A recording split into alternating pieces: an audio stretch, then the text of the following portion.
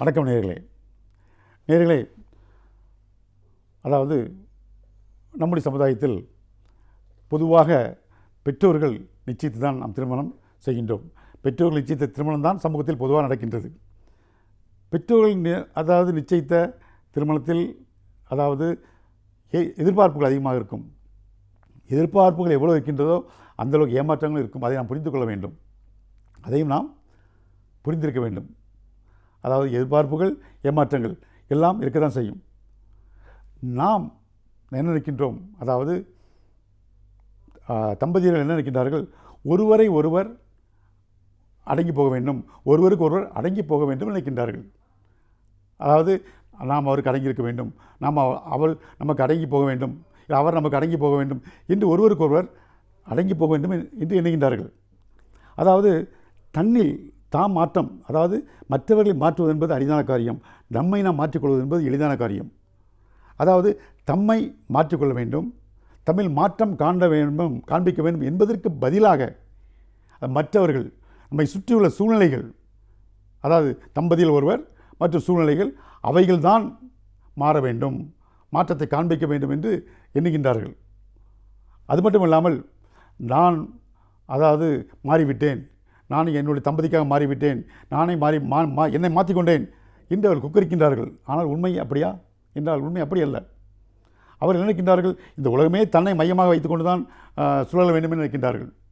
தன்னுடைய சூழ்நிலைகள், தன்னை சுற்றி உள்ளவைகள் எல்லாம் தான் அவர்களுக்காக மாறிவிட்டோம், ஆனால் அது எனக்கு எந்த பயனும் இல்லை, எந்த உதவியும் செய்யவில்லை என்று குறை கூறினார்கள்.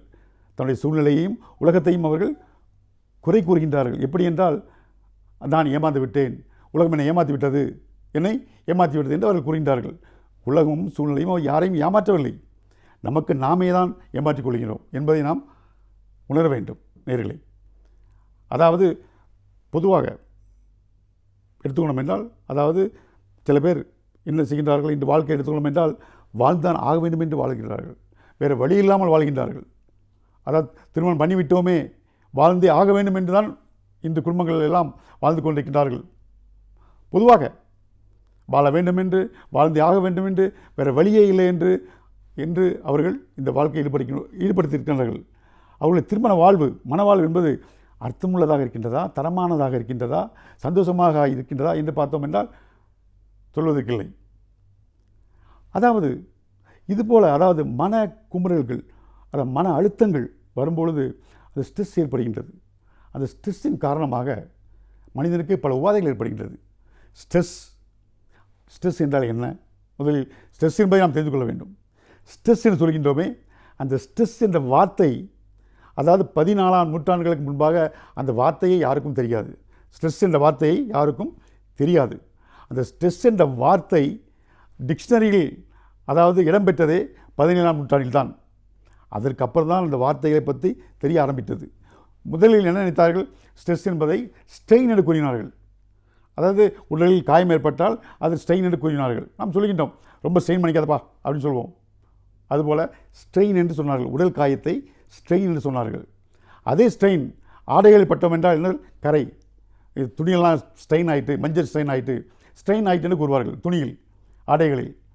ஆகவே அது ஸ்ட்ரெயின் என்று தான் கூறினார்கள். உடல் காயத்திற்கும் துணியில் ஏற்படுகின்ற அந்த அழுக்கிற்கும் அந்த இதற்கும் என்ன சொன்னார்கள், ஸ்ட்ரெயின் என்று தான் கூறினார்கள். ஆகவே ஸ்ட்ரெயின் என்ற வார்த்தை, அதன் பிறகுதான் ஸ்ட்ரெஸ் என்ற, அதன் மூலமாக ஸ்ட்ரெஸ் என்ற வார்த்தை வந்தது. அது டிக்ஷனரியில் 17ஆம் நூற்றாண்டு தான் அதில் ஏற்றப்பட்டது. அதன் பிறகுதான் ஸ்ட்ரெஸ் என்றால் என்ன என்று நமக்கு தெரிய ஆரம்பித்தது. ஸ்ட்ரெஸ் என்றால் என்ன? ஸ்ட்ரெஸ் என்பது நம்மை நோக்கி ஒரு செயல் வருகின்றது, ஒரு சொல்லோ செயலோ சூழ்நிலையோ நம்ம வருகின்றது என்றால் நம் மனம் என்ன செய்கின்றது? மனம் சஞ்சலப்படுகின்றது, உடலும் விகாரமாக மாறுகின்றது. மனமும் உடலும் ஒன்றாக இணையாமல் தனித்தனியாக இயங்குகின்றது. அங்கே நாம் பதறுகின்றோம். இதுதான் ஸ்ட்ரெஸ். ஒரு அப்ரிஹென்ஷன் வருகின்றது. இதில் ஸ்ட்ரெஸ்ஸில் பாசிட்டிவ் என்றும் நெகட்டிவ் என்றும் உண்டு. பாசிட்டிவ் ஸ்ட்ரெஸ் என்றால் என்ன? பாசிட்டிவ் என்றால், நாளை நம் வீட்டுக்கு விருந்தாளர்கள் வருகின்றார்கள், நம்ம என்ன செய்வோம், அவர்கள் சரி தடபடலாக நம்ம கவனிக்க வேண்டும் என்று நம்மை ரெடி பண்ணுவோம். ஒரு சந்தோஷமான ஒன்று. அங்கே நமக்கு என்னது, ஸ்ட்ரெஸ் இருந்து கொண்டே இருக்கும், பாசிட்டிவ் ஸ்ட்ரெஸ். குழந்தைகள் வருகின்ற ஊரிலிருந்து திருவிழா வருகின்றது, நாம் ஒரு முக்கியமான ப்ரோக்ராம் நடத்த போகின்றோம், ஒரு விழா நடத்த போகின்றோம் என்று இருக்கும் பொழுது நம்மிடம் ஸ்ட்ரெஸ் இருக்கும். அது பாசிட்டிவ் ஸ்ட்ரெஸ் என்று பெயர். நெகட்டிவ் ஸ்ட்ரெஸ் என்றால் என்ன? அதுதான் பயம், பதட்டம். அது மட்டும் இல்லாமல் ஒரு அபாயம் நம்மை நெருங்கி வரும்பொழுது நாம் விளவலத்து விடுகின்றோம். அதான் நெகட்டிவ் ஸ்ட்ரெஸ் என்று சொல்கின்றோம். பொதுவாக ஸ்ட்ரெஸ் என்றால் நெகட்டிவ் ஸ்ட்ரெஸ்ஸை தான் சமூகம் அதை ஸ்ட்ரெஸ் என்று கூறுகின்றது. பாசிட்டிவ் ஒன்று இருக்கின்றது, ஆனால் ஸ்ட்ரெஸ் என்றாலே நாம் குறிப்பிடுவது, நாம் மனதில் எண்ணுவது நெகட்டிவே தான். ஆக நெகட்டிவ் ஸ்ட்ரெஸ். இந்த நெகட்டிவ் ஸ்ட்ரெஸ்ஸில் 2 வகை இருக்கின்றது. ஒன்று அக்யூட் என்றும் இன்று கிரானிக் என்றும் இருக்கின்றது. அக்யூட் என்றால் அதாவது கொஞ்ச காலங்கள் இருக்கின்றது. இப்பொழுது இந்த கொரோனா பீரியடில் இருக்கின்ற அந்த ஸ்ட்ரெஸ் இருக்கின்றதே, அதுதான் அக்யூட் ஸ்ட்ரெஸ் என்று பெயர். இந்த அக்யூட் ஸ்ட்ரெஸ்ஸில் என்ன நடக்கின்றது என்றால் டெத் ஆங்ஸைட்டி. இந்த மக்களுக்கு எல்லாம் என்ன எப்படி இருக்கின்றது? அந்த கொரோனா நோயை பற்றி ஒரு பயம் இருக்கின்றது. Death anxiety. நாம் இறந்து விடுவோமோ, நம்மை சார்ந்தவர்கள் இறந்து விடுவார்களோ, நம்முடைய சொந்த பந்தம் எல்லாம் இறந்து விடுமோ, நாம் தனித்து விடப்படுவோமோ என்று ஒரு பயம் இருக்கின்றது. டெத் ஆங்ஸைட்டி, அந்த ஒரு பயம் இருந்து கொள்கிறது. தனட்டோஃபோபியா என்று சொல்லுவாங்க. தனட்டோஃபோபியா. ஸோ அந்த ஒரு ஃபோபியா இருக்கின்றது. அதே நேரத்தில் நம்முடைய குழந்தைகள், நம்முடைய மற்றவர்களுக்கெல்லாம் ஏதோ ஆகிவிடுமோ என்ற ஒரு பயம் இருக்கின்றது. டெத்தை பற்றி பயம் இருக்கின்றது. நாம் இறந்து விடுவோம் என்ற பயமும் இருக்கின்றது. மற்றவர்கள் இறந்து விடுவார்கள் என்ற பயம் இருக்கின்றது. இதுதான் டெத் ஆங்ஸைட்டி என்று சொல்கின்றோம். அது மட்டும் இல்லாமல் அதனுடைய காம்ப்ளிகேஷன் இருக்கின்றது. இந்த டெத் ஆங்ஸைட்டியுடைய காம்ப்ளிகேஷன் என்னவென்றால், அதாவது எப்படி இருக்கிறது காம்ப்ளிகேஷன் என்று பார்த்தோம் என்றால், அதாவது டொமஸ்டிக் வயலன்ஸ். அது ஸ்ட்ரெஸ் அதிகமாக இருக்கும் பொழுது, அதாவது அந்த அழுத்தம் அதிகமாக இருக்கும் பொழுது அது பல கோணங்களில் வெளிப்படுகின்றது.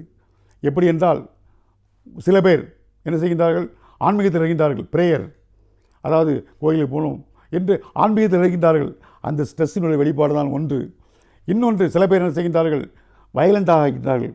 அதாவது மற்ற கொள்ளையெடுப்பது, கொலை செய்வது போன்ற விவரங்களில் ஈடுபடுகின்றார்கள். டொமஸ்டிக் வயலன்ஸ் என்றெல்லாம் இருக்கின்றது. அது வெளிப்பாடு தான். இன்னொன்று, சில பேர் என்ன செய்கின்றார்கள் என்றால், அதாவது மதுவை நாடி, மது மற்றும் போதைப் பொருட்களை நாடி ஓடுகின்றார்கள். சில பேர் தற்கொலைக்கு செல்கின்றார்கள். இது அத்தனையுமே அதனுடைய வெளிப்பாடு தான். அந்த அழுத்தத்தினுடைய வெளிப்பாடு தான். பல கோணங்களில் அது சிதறுகின்றது. அது ஏன் அப்படி சிதறுகின்றால், அவர்கள் வாழ்ந்த விதம், அவர்கள் வளர்ந்த விடம், அவர்களுடைய உடலில் உள்ள, அதன் மூளையில் உள்ள, அதாவது ரசாயன வேதியியல் பொருள்கள் மற்றும் சூழ்நிலைகள் எல்லாம் சேர்ந்து அவர்களை பல கோணங்களில் அவர்களை மாற்றி விடுகின்றது. ஒரு ஆள் இங்கே போகிறார், ஒரு ஆள் இங்கே போகிறார், இது போல் இருக்கின்றது. இதுதான் அதனுடைய விளைவாக இருக்கின்றது. அதே நேரத்தில் இந்த ஸ்ட்ரெஸ்ஸுக்கு என்பது, அது தாம்பத்தியம் என்பது ஒரு வடிகாலாக இருக்கின்றது. அதாவது அது ஒரு வடிகாலாக இருக்கின்றது. ஆகவே நாம் பார்த்தோம் என்றால், பொதுவாக ஸ்ட்ரெஸ் இருக்கும் பொழுது, மன அழுத்தம் இருக்கும் பொழுது தாம்பத்தியில் ஈடுபட்டோம் என்றால் அந்த ஸ்ட்ரெஸ் குறைகின்றது. நாம் அதாவது திரைப்படங்களை பார்க்கின்றோம். ஆங்கில திரைப்படங்களை பார்த்தோம் என்றால், அதாவது காவல்துறை அதாவது ஒரு குற்றவாளி துரத்தி கொண்டு போகிறோம். அந்த குற்றவாளி எங்கே போவார்? அந்த ஹீரோயின் வீட்டில் போய் தான் இருப்பார். இருந்து தான் மறுபடியும் போவார். அங்கே அவருக்கு அங்கே ஸ்ட்ரெஸ் ரிலீவ் தேவைப்படுகின்றது. பொதுவாக காவல்துறையினர் குற்றவாளிகளை பிடிப்பதற்கு எங்கே அவர்கள் கணிக்கின்றார்கள் என்றால், அதாவது ஷேடோ போடுகின்றார்கள். எப்படி போடுகின்றார்கள்? அவனுடைய காதலி வீட்டுக்கு வருவான், அங்கு அமைதியாக இருந்து ஒளியிருந்து பிடித்து விடுகிறார்கள், எப்படி வருவான் என்று. ஏனென்றால் ஸ்ட்ரெஸ் ரிலீவு அங்கே கிடைக்கின்றது. ஆகவே இதுதான் ஸ்ட்ரெஸ். இந்த ஸ்ட்ரெஸ்ஸுக்கும் அதாவது தாம்பத்தியம் உதவுகின்றது. மற்றவைகளை அடுத்த முறை பார்ப்போம். நன்றி.